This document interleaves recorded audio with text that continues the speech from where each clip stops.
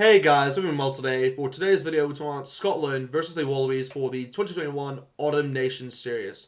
So the last time these two sides faced, it's been a very long time to be perfectly honest. I think it was like, what, 2018, 17? So yeah, they haven't faced in a while. But if you go off recent form, I mean, the Wallabies have been incredible, really. I mean, they beat the French, obviously, in Australia. And of course, within the Rugby Championship, they actually came second. And in doing that, they actually beat the Springboks twice and the Pumas twice. So yeah, they were pretty impressive, I'd say, so far. They're in a good place at the moment, I'd say, the Wallabies. But on the other hand, though, you do have Scotland, who, in my opinion, actually have been impressive as well. If you go back towards the Six Nations campaign, I mean, they beat both England and France away, which is pretty impressive, to say the least. So yeah, they had a really good Six Nations campaign. I mean, I can't think of I think this is Scotland's first game in a while, so yeah, it's gonna be pretty exciting to see how they get along. Of course, Scotland did beat Tonga last week in a very impressive win, to say the least.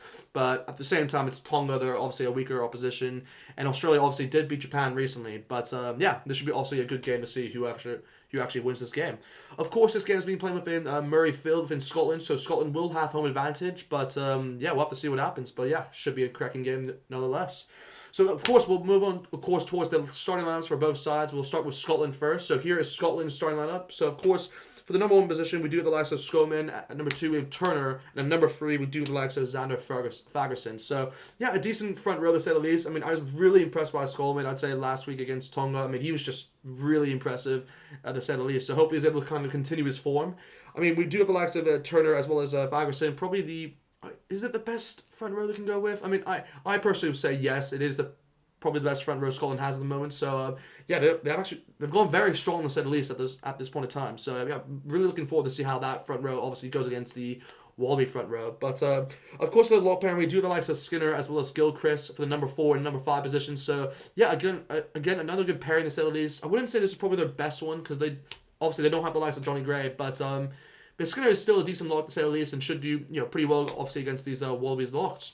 Of course, the loose forward pack, we do the likes of Jamie Ritchie at number 6. At number 7, we do get the likes of, Hamish Watson. At number 8, we do have the likes of Fagerson. So, yeah, again, this is probably their strongest loose forward pack, to say the least.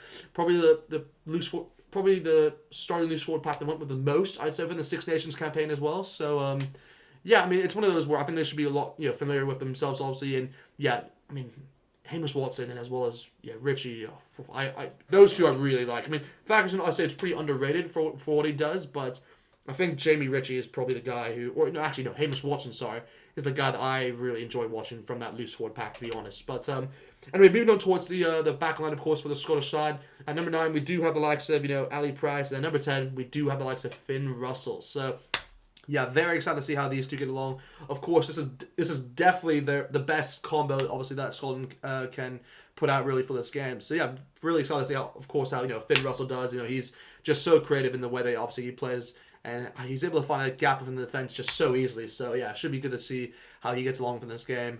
But of course, with the centre pairings for the Scottish, we do have the likes of Johnson number 12 as well as Harris at number 13. So yeah, it's gonna be pretty interesting to see how they get along. I mean, Chris Harris, I was very impressed by within the Six Nations. Within this campaign, he was just brilliant, to be honest. So hope he's able to kind of continue that momentum, obviously, within this game. But, I mean, with the wingers, of course, we do have the likes of Van der Merwe at number 11, as well as Darcy Graham at number 14. Again, I would probably say this is probably their best choices to go with. I mean, Scotland have really gone with the best choices throughout this whole team, to be perfectly honest. But, I mean, Van der Merwe, obviously, is probably the one to look out for, I'd say, out of the two. I mean, he's just a brilliant player, and I wouldn't be surprised if he gets a try to his name within this game. But, of course, in the last position, we do the likes of Stuart Hogg, who, of course, is the captain for the Scottish team. And, yeah, I mean, I can't really put to words how good of a player he is. He's just he's just good. He's just good, to say the least. But, yeah, it should be good to see how, obviously, the whole team gets along. But, of course, we'll now move on towards the Wallabies starting lineup. So here's the Wallabies starting lineup right here. So at number 1, of course, they have gone to the likes of James Slipper number 1, as well as Falfanga number 2, and of course they go to the likes of Alan Alatoa number 3, which is, I'm not going to say surprising, because in my opinion, I think Tanya Alatupa is obviously a better impact player, but I think for a lot of people within World Rugby might consider Tanya Alatupa obviously the better player in that position. But I think he's suited more towards an impact player.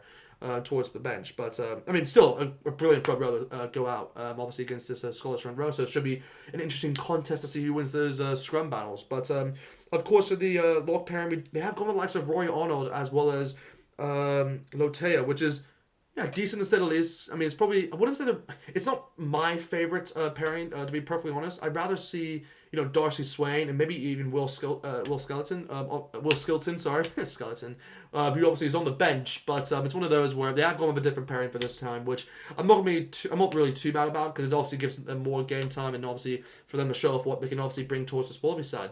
But of course, with the loose forward pack, we do have the likes of Rob Lotea, as well as Michael Hooper, number 7, who of course is the captain for the Wallabies, and yeah, he's been really in an impressive form, I'd say, throughout this whole 2021. I mean, he was so impressive against the French within that series, as well as the Rugby Championship as well. So yeah, he's really stepped up his game, I think, within this year. But of course, with the number 8 position, we do have the likes of Rob Valentini as well, who's just definitely taken strides in his development, you could say, within the last 2 years. But another brilliant player, obviously, for the Wallabies. But anyway, we'll move on towards the back line for the Wallabies. So for number 9, of course, we do the likes of Nick White, and number 10, we do the likes of James O'Connor. So yeah, it's a very interesting combo, to say the least. I mean, they haven't gone with the likes of Tate McDermott, or they haven't gone with the likes of Quade Cooper or Noah Seo. So yeah, it's a bit interesting, to say the least. But of course, Quade Cooper obviously isn't available to come towards this game, as well as Noah Seo, as he's still injured, I believe. So yeah, it's one of those where we do have the likes of Curtly Bill off the bench, so maybe he makes an appearance, so we'll have to wait and see. But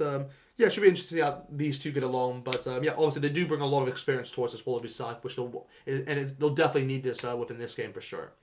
So maybe moving on towards the centre pair, we do the likes of Hunter Pasami at number 12, as well as Ikitau at number 13. I mean, Hunter Pasami is just a he can definitely fill in my opinion, I think he can definitely fill the boots for Samu Karevi, but it's gonna be pretty hard to do it after his performances, obviously within the Rugby Championship. But Ikitau, I mean, he was just outstanding, to say the least. So yeah, hopefully he can just continue what he was doing beforehand. But of course, with the winners, we do have the likes of Andrew Kellaway, sorry, not Andrew Kellaway, but Jordan Bataya at number 11, as well as Tom Wright at number 14. So a very interesting choice, in my opinion. I mean, I'll get into why, obviously, with Andrew Kellaway obviously being suited at the number 15 position for this game, which I'm not sure is the right call, to be perfectly honest. I mean, I'd rather have Jordan Bataya at number 15, but I understand that Kellaway might be suited more towards that position, so I'm not really going to downplay that. I mean, Kellaway obviously was brilliant within the Rugby Championship, so yeah, he's been really impressive so far. So he's definitely the ones to watch player, I'll say, for the Wallabies within this game. But yeah, happy to see Tom Wright obviously getting some game time at number 14. He's a brilliant player obviously for the Brumbies. But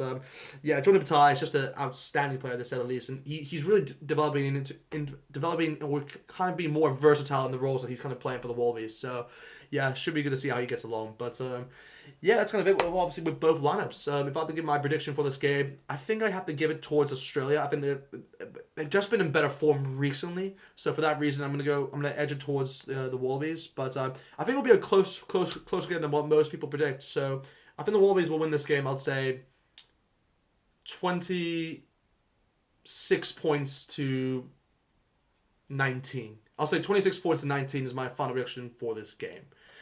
But yeah, hope you guys have a good day. Definitely talk to you guys soon. And yeah, see you guys next time.